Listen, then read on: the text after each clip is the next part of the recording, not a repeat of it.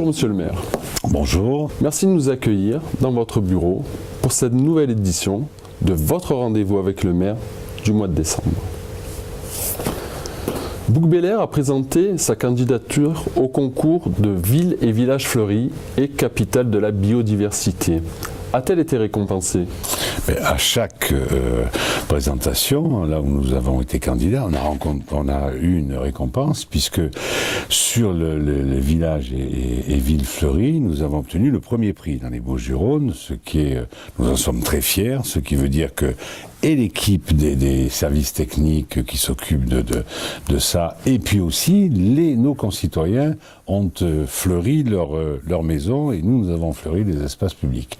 Et puis pour la biodiversité, nous avons encore obtenu 2 libellules comme l'an dernier, ce qui veut dire que nous sommes sur la bonne voie, et on a le même niveau de prix, mais le concours est de plus en plus dur parce qu'il y a de plus en plus de candidats.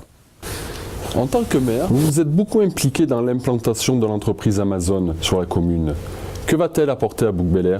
Avant tout, c'est de l'ordre de 80 emplois donc sur la commune, ce qui est toujours bien. C'est des emplois qui correspondent à la livraison du dernier kilomètre.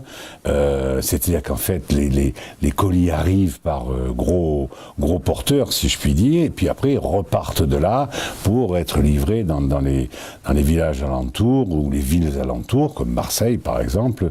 Et nous en sommes très fiers d'avoir attiré cette grosse entreprise, parce que je sais que certains pourraient me dire qu'on oublie le petit commerce et le commerce traditionnel. Non, je ne les oublie pas, puisque je me souviens très bien qu'il y a maintenant près d'une dizaine d'années, j'étais à l'Assemblée nationale le rapporteur d'un texte qui permettait justement au commerce traditionnel de lutter à armes égales avec ce qu'on appelle le e-commerce, parce que Amazon et tous ces groupes-là qui vendent par le net, bien c'est comme ça, le commerce par le net ne fait qu'augmenter, donc si on peut en profiter, c'est ce qu'on fait par les emplois créés à Bouc-Bélier, d'autant plus que là-dessus, Amazon a repris quelque chose qui existait, qui était désaffecté, où il n'y avait plus rien depuis pas mal d'années, qui a été un centre de courrier il y a une vingtaine d'années, qui a été un entrepôt de logistique d'Entresang il y a quelques années aussi, et qui aujourd'hui était fermé. Donc on a repris en fait quelque chose qui existait, réaménagé pour eux. Les administrés ont récemment découvert le peintre bouquin Auguste Valère, avec une belle exposition qui lui était consacrée au château. Pouvez-vous nous en dire plus ?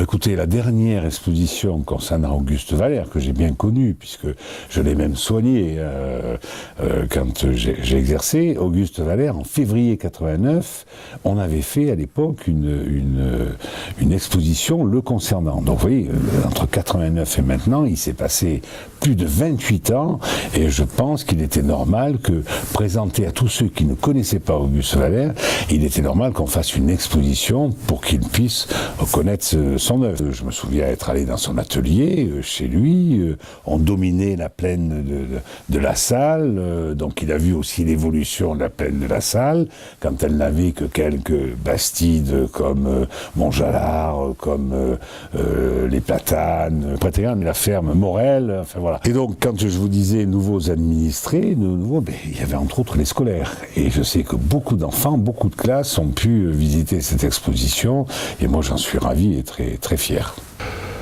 La municipalité a concocté un programme événementiel pour ces fêtes de fin d'année. Quels sont les rendez-vous à ne pas manquer ?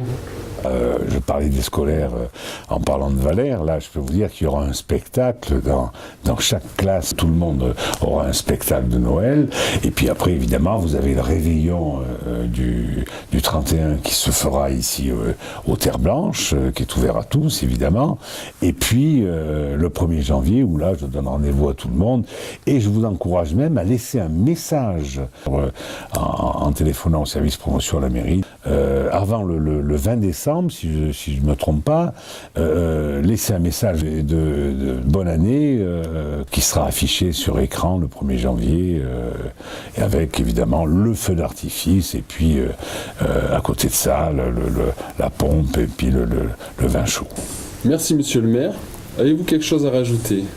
Bon, simplement, je souhaite à tout le monde, à tous les bouquins, de joyeuses fêtes, et puis donc un bon boudin, et puis une merveilleuse année 2018, et puis les invités aux vœux qui auront lieu le 18 janvier aux Terres Blanches, aux vœux du maire.